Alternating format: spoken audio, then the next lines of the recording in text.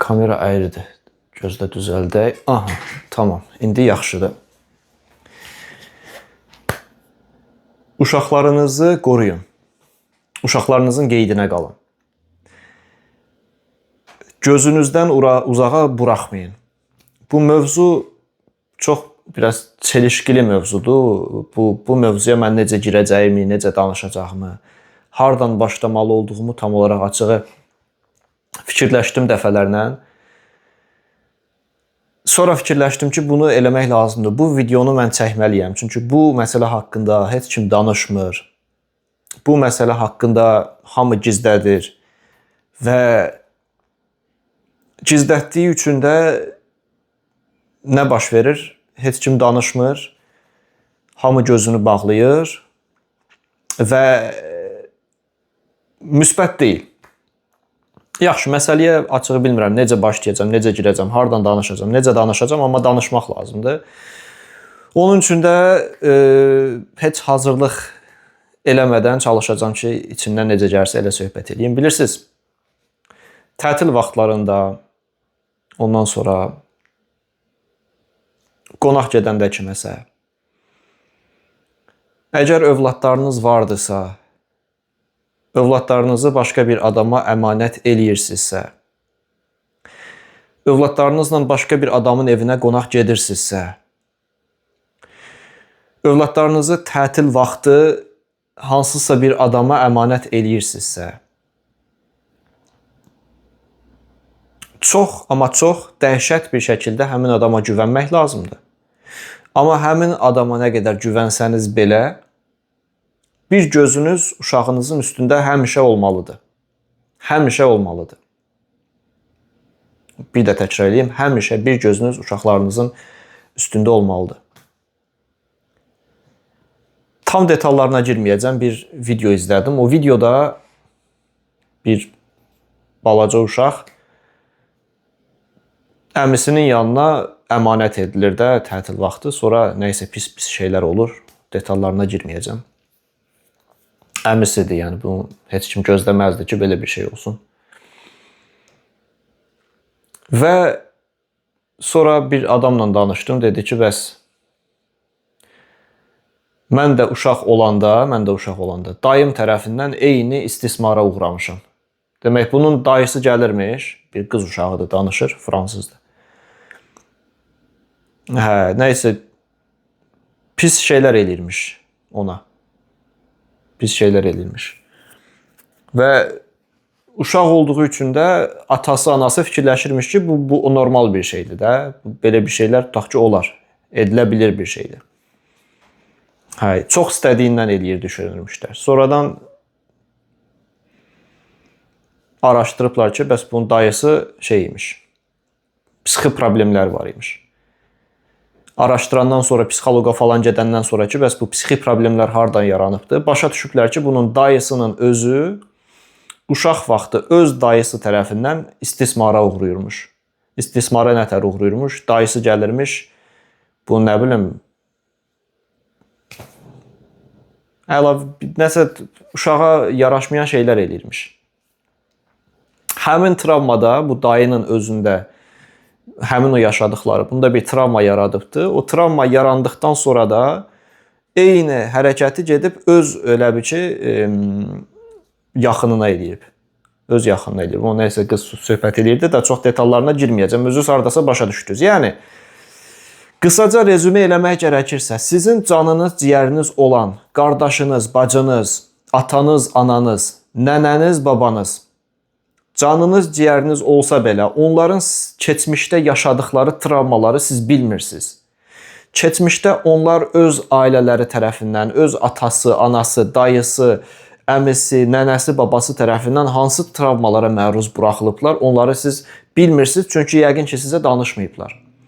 O travmaların nəticəsi gec-tez üzə çıxır. Gec-tez onlara edilən şeyi başqalarına eləyib təkrar eləyirlər. İnsanın xarakterində belə bir qəribəlik vardır da, nətə deyək, belə bir axmaqlıq vardır deyək. Sizə nəsə edilibdirsə, siz onu götürüb başqasına eləyirsiniz. Geci-tezi var. Onun üçün də bu adamlar sizin nə qədər canınız, ciyəriniz olsa belə, Nə qədər yaxın olsanız belə, bu sizin ananız olar, atanız olar, dayınız olar, qardaşınız olar, bacınız olar və s. Sizə əmanət edilmiş bu balaları, sizin o övladınızı onlara əmanət eləyəndə, onlara yaxın buraxanda, ondan sonra onlarla müəyyən müddət bir iletişimdə buraxanda, əlaqədə buraxanda gözünüz həmişə onların üstündə olsun. Görsəniz ki, hər hansı bir normaldan uzaq bir hərəkətlər baş verirmi və yaxud da sizə 6-cı hissinizə həmişə güvənin. 6-cı hissiniz deyir ki, burada nəsə bir pardon ifadəyə görə türklər demişkən, burada bir bit yeniyi var. Burada bir zibil var. Bunun içərisində nəsə bir axmaqlıq var. Beyniniz, 6-cı hissiniz onu deyirsə 100% orada bir zibil var, 100% orada bir axmaqlıq vardır və uşaqlar adətən özlərini müdafiə edə bilmədikləri üçün,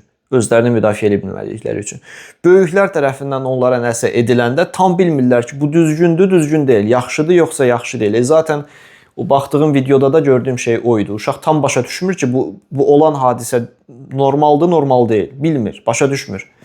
Uşaqlar ağ vərəqdirlər. Yəni ona biz nəyi yazırıqsa, nəyi öyrədiriksə, o həmişə orada qalır. Yəni o qalır. Problem orasındadır ki, biz bu fərdi sağlam olaraq ortaya çıxartmalıyıq. Bir sağlam fərd olaraq cəmiyyətə buraxmalıyıq və bu bizim məsuliyyətimizdir. Sən uşağı dünyaya gətirmək məsuliyyətini öz üzərinə götürmüsənsə, bu o deməkdir ki, sən uşağı böyütməlisən. Bu sənin borcundur. Uşağı böyütməlisən, yedirdi, biçirtməlisən və ona sağlam şuur verməlisən. Sağlam olan bir şuur verməlisən. Yoxsa bu tipli zaten travmadan gələn şəxslərlə birlikdə qoysan, həmin o travmanı yaşanmış şəxslər, psixologiyası tam olaraq sındırılmış şəxslər, eyni psixologiyanı sənin uşağına tətbiq eləsələr, sən də kənardan baxıb heç bir şey deməsən, fikirləşsən ki, bax da, dayısı, əmisi, atası, nənəsi, babası gör nə qədər uşağı sevir ki, gör nə qədər uşağı çox istəyir ki, onun tutaq ki, nə bilim, dodağından öpür. Belə bir şey deyim tutaq ki, mənə danışan qız məsələn bunu danışırdı. Və siz onun qarşısını almasanız, siz gedib onu eləyən şəxsi tənqid eləməsəniz, təhqir eləmək lazımdır həmin o eləyən şəxsi. Təhqir eləməsəniz, siz artıq dünyaya gətirdiyiniz uşağı qoruya bilməmiş olacaqsınız. O məsuliyyət sizin boynunuzda qalacaqdır. Boynunuzda qalmağı boş verin. O uşaq zaten fərd olaraq bir psixoloji travmaya məruz qalmış bir şəxs olaraq böyüyəcəkdir. Böyüdükdən sonra da eyni şeyi başqa insanlara tətbiq eləyəcəkdir. Yəni artıq cəmiyyəti kirlətmiş olursunuz. Cəmiyyəti məsuliyyətinizi dərk eləmədiyiniz üçün, məsuliyyətinizin fərqinə varmadığınız üçün, uşağınızı qoruya bilmədiyiniz üçün yəni bu axıra qədər gedəcəkdir. Yəni bu davam eləyəcəkdir. Zincir kimi bir şeydir. Bu zinciri ya bir yerdə qıracaqsan, qırmaq lazım. Yəni bu fərqinə varan insanlar qırır zinciri ya da axıra qədər belə davam eləyəcəkdir. Yəni zorakılıq eləyəni kim, toxunanı kim, fərqli şeylər eləyəni kim. Da detallarına girmirəm də, bilirəm uşaqlar falan baxır bu videoya. Uşaqlar istəmirəm ki, o şeyləri eşitsinlər, amma böyüklər, məni başa düşdünüz. Çox ümid edirəm ki, başa düşdünüz. Qardaşınız olsun, bacınız olsun, ana olsun, ata olsun, dayı olsun, xala olsun. Uşaqlarınızı kimə əmanət eləyirsiniz, eləyin. Bir gözünüz həmişə üstündə olsun. Bu videonu mən bir daha xülasə eləmək üçün kiçik bir yenə rezümə eləmək istəyirəm. Kiçik bir özətini keçmək istəyirəm. Uşaqlarımız dünyaya gəlmək üçün bizə yalvarıb xahiş falan eləməyiblər ki, biz də ayata biz dünyaya gəlmək istəyirik. Siz ata və ana olaraq bu qərarı verib o uşaqları dünyaya gətirmisinizsə, sizin məsuliyyətiniz, sizin mükəlləfiyyətiniz odur ki, o uşaqlara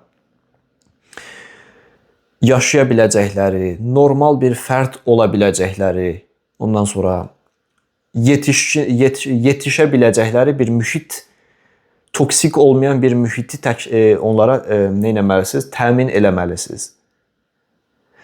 Təmin eləyə bilmirsinizsə əgər, onları qoruya bilmirsinizsə əgər, onlara edilən toxunmalardır, yaxınları tərəfindən edilən istismarlardır. Yaxın olmaya bilər, dostları tərəfindən ola bilər. Əmisi oğlu ola bilər, xalası oğlu ola bilər, dayısı oğlu, dayısı qızı və s. ola bilər. Onlar tərəfindən edilmiş istismarı siz əgər görə bilmirsinizsə və onların qarşısını ala bilmirsinizsə, siz o deməkdir ki, valideynlik vəzifənizi yerinə yetirə bilmirsiniz və əgər bunun fərqində deyilsinizsə, uşaq eləyəndə bu tipli şeylərin məsuliyyətinin altına girəcəyinizi anlaya bilmirsinizsə, uşaq eləməsəz daha yaxşıdır. Uşaq həyata gətirməsəz daha yaxşıdır. Uşaq həyata gətirmək çox böyük bir məsuliyyətdir. Bu tipli məsuliyyətlər vardır. O deməkdir ki, həmin uşaq artıq sizin ən yaxınınız olacaqdır. Atanızdan, ananızdan, qardaşınızdan, bacınızdan, hamısından irəliyə keçəcəkdir və siz bəzən elə an gələcəkdir ki, həmin uşağı öz atanız, öz ananız, öz qardaşınız, öz bacınızdan qorumaq məcburiyyətində qalacaqsınız. Təbiətdəki kimidir bu. Çünki artıq uşağın məsuliyyəti sizdədir, uşaq sizə əmanətdir, Allaha inananlar vardısa Allahın əmanətidir və qarşınıza kim çıxır-çıxsın, ona zərər verən kim olur olsun, ən yaxın adamınız belə olsa, artıq ona qarşı siz mübarizə aparmaq məcburiyyətindəsiz. Siz bunun fərqində deyilsinizsə, siz buna qarşı hazır deyilsinizsə, uşağı dünyaya gətirməyin. O gördüyüm videoda heç nədə bir nəfər başqa bir uşağa istismar eləyir. İstismar eləyir. Uşaq da balaca olduğu üçün bilmir, bu düz hərəkətdir, yanlış hərəkətdir. Düz hərəkətdir, yanlış hərəkətdir. Mən indi geriyə dönüb baxanda görürəm ki, mənim də ətrafımda bu tipli toksik fərdlər olubdur. Toksik fərdlər olubdur və mənim valideynlərim çox şükür ki, məni onlardan qoruyubdular. Məni onlardan qoruyubdular və ona görə deyirəm ki, əgər psixoloji olaraq hazır deyilsinizsə, bu böyük bir mübarizədir, bu böyük bir həqiqətən mübarizə, uşaq həyata gətirmək böyük bir mübarizədir. O mübarizədə siz psixoloji olaraq, emosional olaraq hazır olmalısınız buna. Tam hazır olmalısınız buna. Heç nə. Özəti budur ki, dostlar, uşağınızı kiməsə əmanət eləyəcəksinizsə, fərqi yoxdur, sizin atanız, ananız ola bilər, bacınız, qardaşınız ola bilər, bir gözünüz həmişə üstündə olmalıdır və 6-cı hissiniz, bu intuisiyanız deyirsə ki, bu işin içində bir pox var, bu işin içərisində bir nəsə düzgün olmayan bir şey var, o deməkdir ki, bu işin içərisində həqiqətən düzgün olmayan bir şey var. Və uşağınızı götürürsünüz oradan, uzaqlaşırsınız oradan, çünki uşaq sizə əmanətdir. Rezümesi budur videonun. Detallarına girmirəm. Detallarına girsəydim, həqiqətən mən özüm çox pis oldum o videoya baxandan sonra uşaqla danışandan sonra. Yəni, dəhşət pis oldum və bu videonu çəkirəm ki, qalsın burada, heç olmasa bir 20 il sonra baxanda deyim ki, mən də nəsə bir fikrimi ifadə elədim də, bildiniz necə. Heç nə dostlar, özünüzə yaxşı baxın, özünüzdən müğayət olun. Videoda açığı əsəbləşdim. Nəysə, sağ olun, hələlik.